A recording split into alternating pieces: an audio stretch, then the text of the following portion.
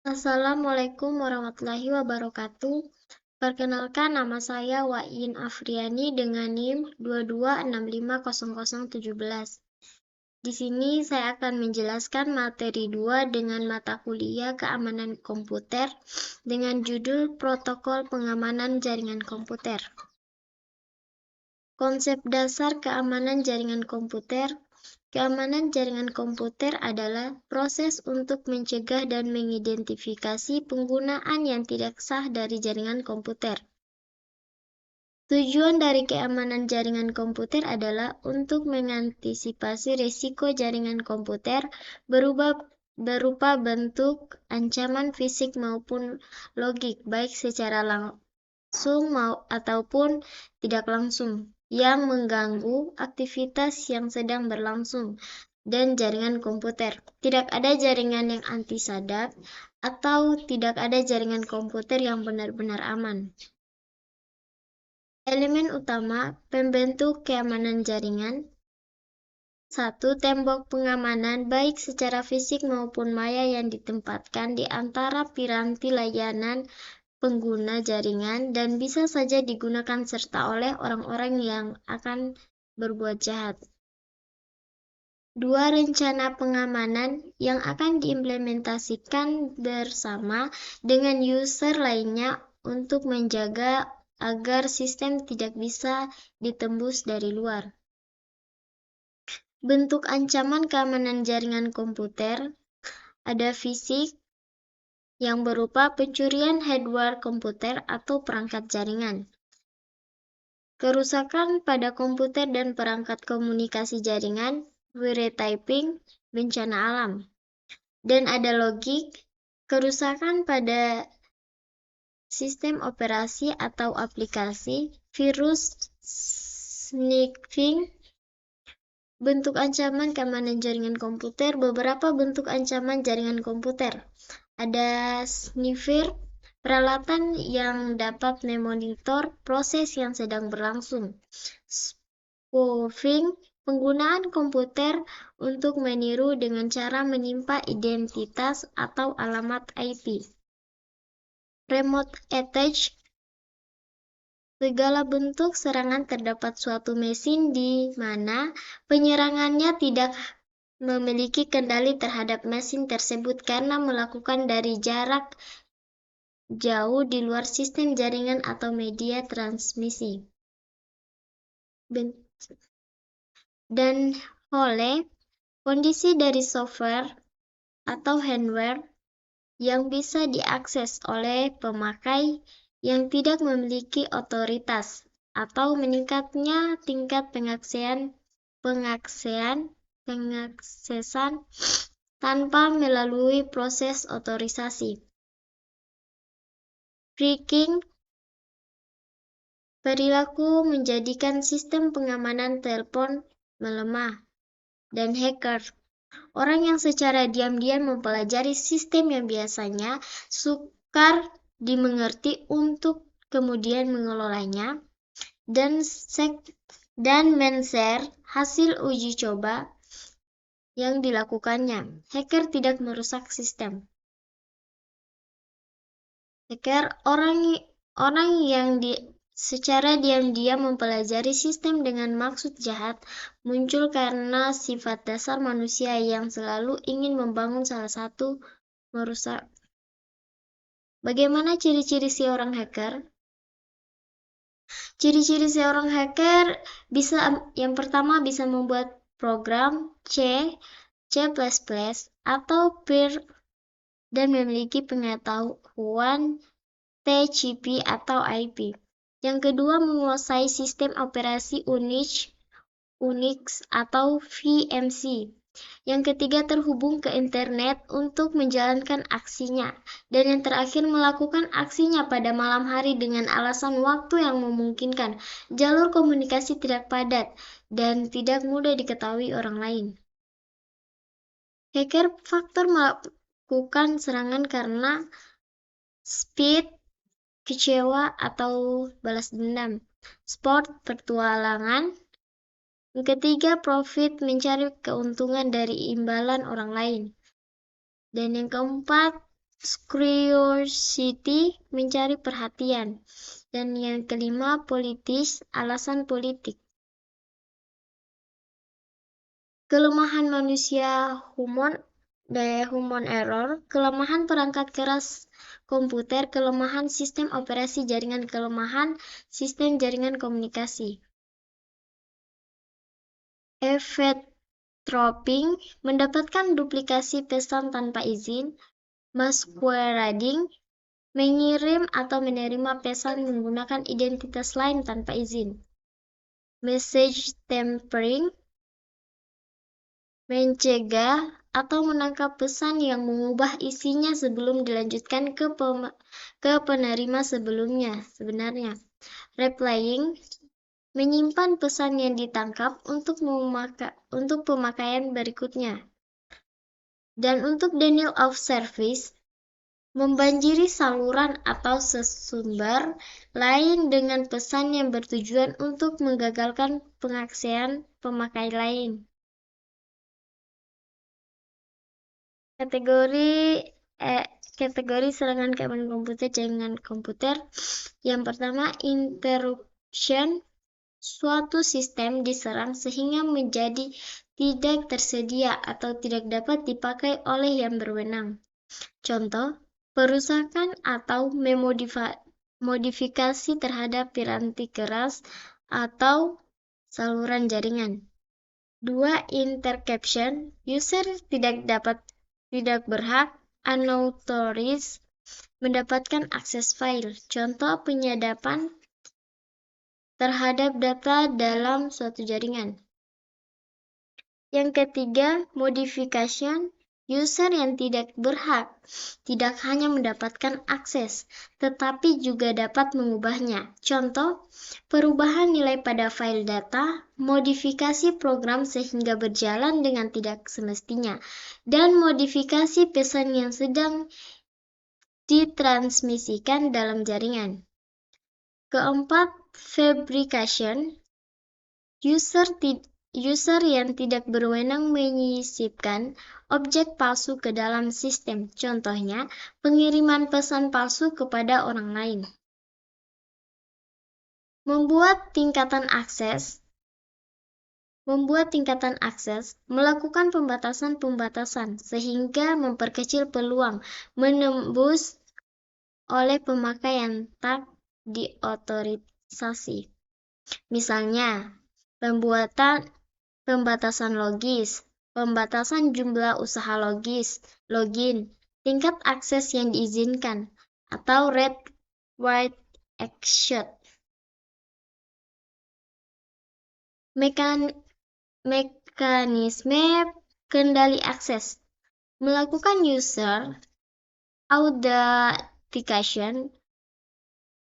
autentikasi pemakaian, yaitu masalah identifikasi pemakaian ketika login. Metode autentikasi didasarkan pada 3 cara. 1.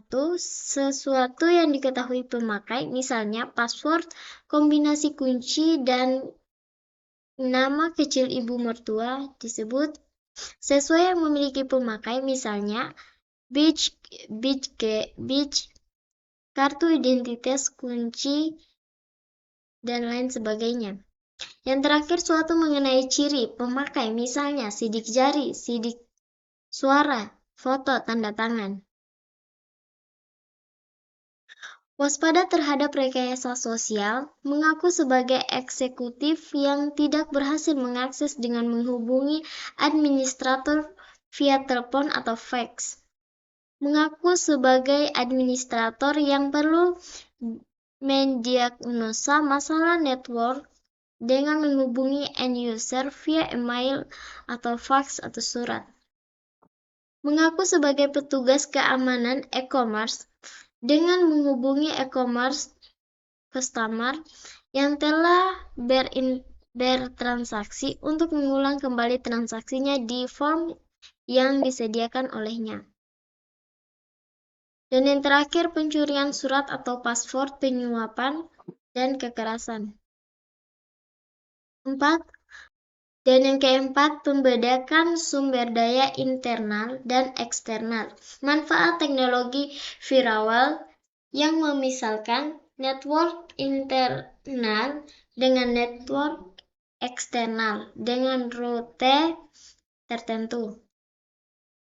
Sistem autentikasi user. Sistem autentikasi user adalah proses penentuan identifikasi dari seseorang yang sebenarnya. Diperlukan untuk menjaga keutuhan, integriti, dan keamanan security data. Upaya yang lebih mengamankan proteksi password antara lain salting, menambahkan string pendek ke string password yang diberikan pemakai sehingga mencapai panjang password tertentu. On-time password (OTP). User harus mengganti password secara teratur. User mendapat satu buku berisi daftar password. Setiap kali melakukan login, user menggunakan password berikut yang terdapat di daftar password. Tantangan tanggapan challenge response. User diberi kebebasan memiliki suatu algoritma, misalnya X pangkat 3. Ketika user login, komputer menuliskan di layar angka 3. Dalam kasus ini, user mengetik angka 27 agar login berhasil. Algoritma dapat berbeda di pagi, sore, dan hari berbeda, dari terminal berbeda, dan seterusnya. Upaya pengamanan proteksi password. 1.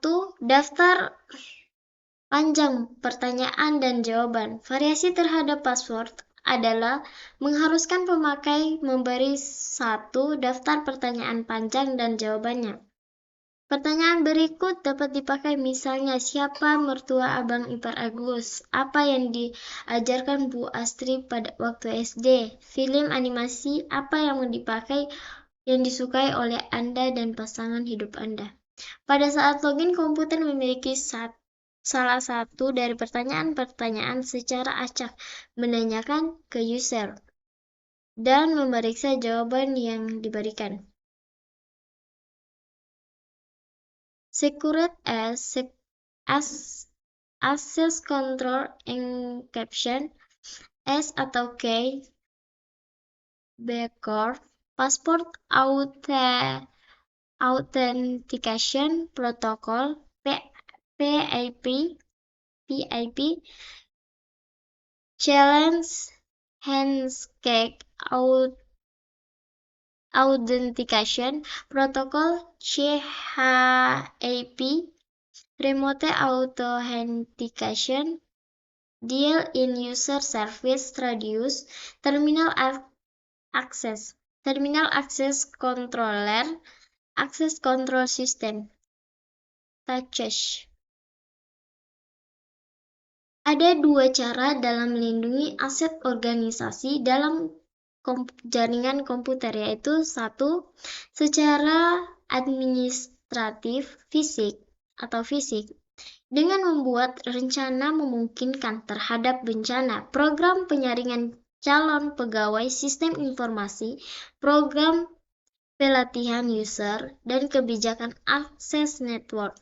Yang kedua, secara teknis dengan menerapkan firewall dan membentuk VPN. Firewall adalah sistem atau sekelompok sistem yang menetapkan kebijakan kendali akses antara 2 jaringan. Secara prinsip, firewall dapat dianggap sebagai sepasang mekanisme. 1. Memblok lalu lintas. 2. Mengizinkan lalu lintas jaringan. Firewall digunakan untuk melindungi jaringan Anda dari serangan jaringan pihak luar. Firewall tidak dapat melindungi dari serangan yang tidak melalui firewall. Serangan dari serangan yang berada di dalam jaringan Anda, serta dari program-program aplikasi yang ditulis dengan buruk. Secara konseptual, terdapat dua macam firewall, yaitu network level dan application level. Network level didasarkan pada keputusan mereka, pada alamat sumber, alamat tujuan, dan port yang terdapat dalam setiap paket IP. Application level biasanya adalah host yang berjalan sebagai proxy server yang tidak mengizinkan lalu lintas antara jaringan dan melalui logging dan auditing lalu lintas yang melaluinya. Host, suatu sistem komputer yang terhubung pada suatu network. Bastion host, sistem komputer yang harus memiliki tingkat sekuritas yang tinggi. Mengapa? Karena sistem ini rawan sekali terhadap serangan hacker dan hacker. Karena biasanya mesin ini diekspos ke network luar internet dan merupakan titik kontak utama para user dari internal network.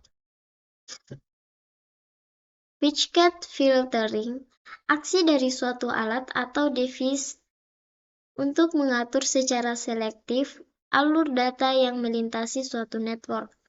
Dapat memblok atau memperbolehkan suatu paket data yang melintasi network tersebut sesuai dengan kebijaksanaan alur data yang digunakan. Security policy.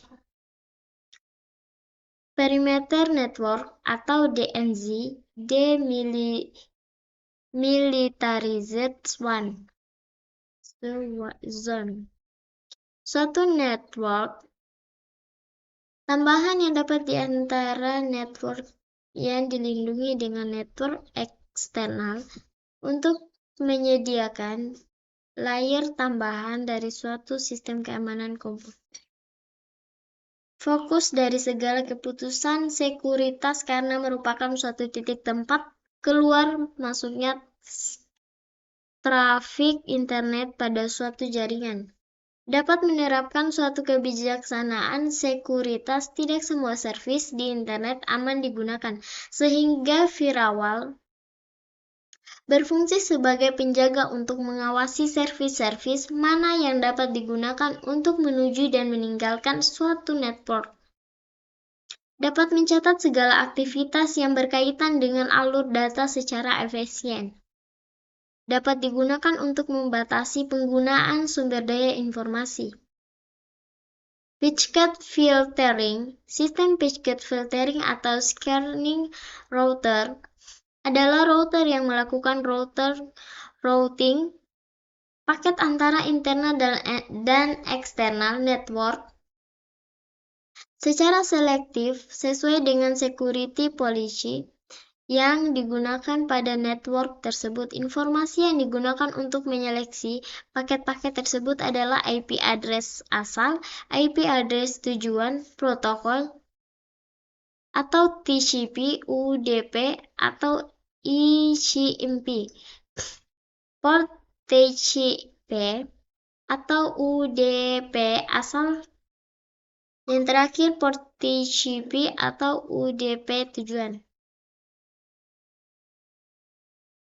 Seperti ini internet, lalu packet filtering router, lalu dimasukkan ke dalam security perimeter jaringan lokal. Contoh routing paket selektif yang dilakukan oleh scanning router. Semua koneksi dari luar sistem yang menunjukkan internal network diblokade, atau untuk koneksi SMTP, memperbolehkan servis email dan file transfer protokol (VTP), tetapi memblok servis-servis berbahaya seperti Trivial File Transfer Protocol (TFTP), X Window, Remote Procedure Call atau RPC, dan R Service atau Login RCP, dan lain-lain. Keuntungan dari packet filtering atau screening router bersifat transparan dan implementasinya relatif lebih murah dibandingkan metode Laravel yang lain. Kekurangan dari packet filtering atau screening router, tingkat keamanan masih rendah, masih memungkinkan adanya IP spoofing. Tidak ada screening pada layer-layer di atas network layer. Application level gateway proxy service. Proxy merupakan perantara antara internet network dengan eksternal network internet. Proxy service merupakan aplikasi spesifik atau program serta yang dijalankan pada mesin firewall. Program ini mengambil user request untuk internet service seperti FTP, Telnet, HTTP, dan meneruskannya bergantung pada security policy ke host yang dituju. Seperti ini. Lanjut, keuntungan dari sistem proxy, tingkat keamanannya lebih baik daripada screening router. Deteksi paket yang dilakukan sampai pada layer aplikasi. Kekurangan dari sistem proxy, performansinya lebih rendah daripada screening router karena terjadi penambahan header pada paket yang dikirim. Aplikasi disupport oleh proxy ini terbatas. Sistem ini kurang transparan. Dan circuit level gateway merupakan sistem yang berdiri sendiri atau fungsi khusus yang berbentuk dari tipe application level gateway. Tipe ini tidak mengizinkan koneksi TCP end-to-end langsung. Seperti ini. Cara kerja circuit level gateway adalah gateway akan mengatur kedua hubungan TCP tersebut, satu antara dirinya, GW dengan TCP pada pengguna lokal inner host, serta satu lagi antara dirinya GW dengan TCP pengguna luar outside host. Saat dua buah hubungan terlaksana gateway yang menyalurkan TCP segmen dari suatu hubungan ke lainnya tanpa memeriksa isinya. Fungsi pengamanannya terletak pada penentuan hubungan mana yang diizinkan. Arsitektur dua Hammett host, dua Hammett gateway atau DHG. Sistem DHG menggunakan sebuah komputer dengan paling sedikit dua network interface. Interface pertama dihubungkan dengan jaringan internet internal, yang lainnya dengan internet. Dua Hammett host berfungsi sebagai bastion host. Font terdepan bagian terpenting dalam firewall. Seperti ini, internet bastion host jaringan lokal. Screened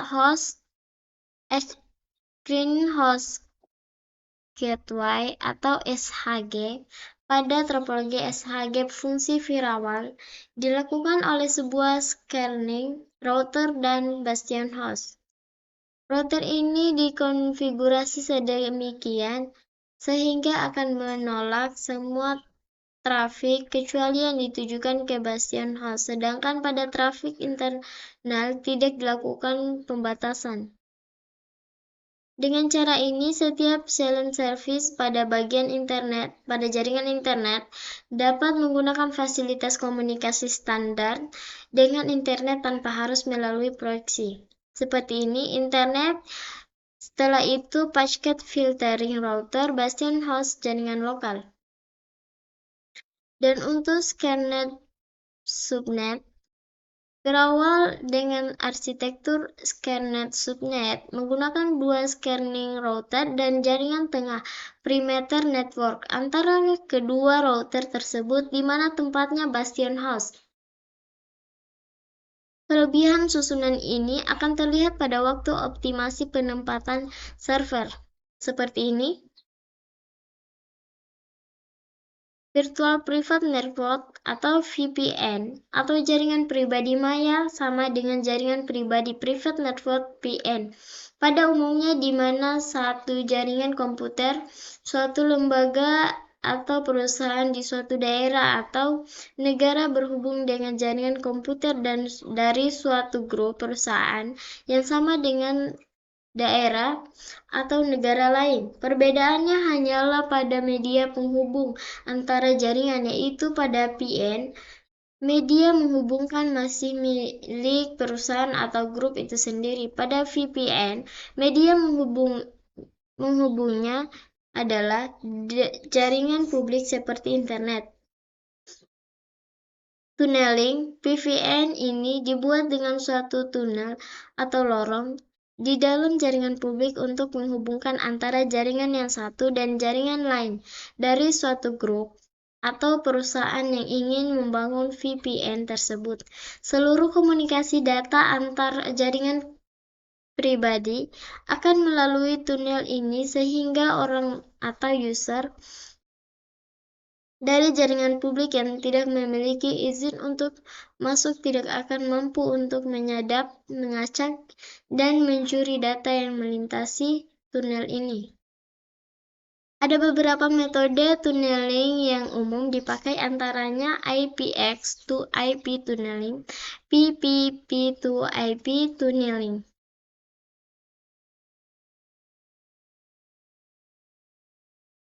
IPX to IP tunneling biasanya digunakan dalam jaringan VPN novel network. Jadi, dua jaringan novel yang berpisah akan tetap dapat saling melakukan komunikasi data melalui jaringan publik internet melalui tunnel ini tanpa khawatir akan adanya gangguan pihak ketiga yang ingin mengganggu atau mencuri data. Pada IPX to IP tunneling, paket data dengan protokol IPX standar protokol novel akan dibungkus encapsulation terlebih dahulu oleh protokol IP standar protokol internet sehingga dapat melalui tunnel ini pada jaringan publik internet. Sama halnya dengan PP2IP tunneling di mana PP protokol di-encapsulated dengan IP protokol. Beberapa vendor hardware router seperti Cisco Siva by Networks sudah menambahkan kemampuan VPN dengan teknologi tunneling pada hardware mereka. Firewall, IP hiding atau mapping. Kemampuan ini mengakibatkan IP address dengan jaringan dipetakan atau ditranslasikan ke suatu IP address baru. Dengan demikian, IP address dalam jaringan tidak akan dikendalikan di internet. Privilege limitation. Kita dapat membatasi para user dalam jaringan sesuai dengan otorisasi atau hak yang diberikan kepadanya. Misalnya, user A hanya boleh mengakses homepage, sedangkan user B boleh mengakses homepage atau email dan news. Outside limitation, kita dapat membatasi para user dalam jaringan hanya untuk mengakses ke alamat-alamat tertentu di internet, di luar dari jaringan kita. Inside limitation, kadang-kadang kita masih memperbolehkan orang luar untuk mengakses informasi yang tersedia dalam salah satu komputer, misalnya web server dalam jaringan kita. Selain itu, tidak diperbolehkan atau memang sama sekali tidak diizinkan untuk mengakses seluruh komputer yang terhubung ke jaringan kita. Password and encrypted authentication Beberapa user di luar jaringan memang diizinkan untuk masuk ke jaringan kita, untuk mengakses data dan sebagainya. Dengan terlebih dahulu harus memasukkan password khusus yang sudah terenkripsi. Baik, itu saja yang bisa saya jelaskan. Saya akhiri dengan ucapan wassalamualaikum warahmatullahi wabarakatuh.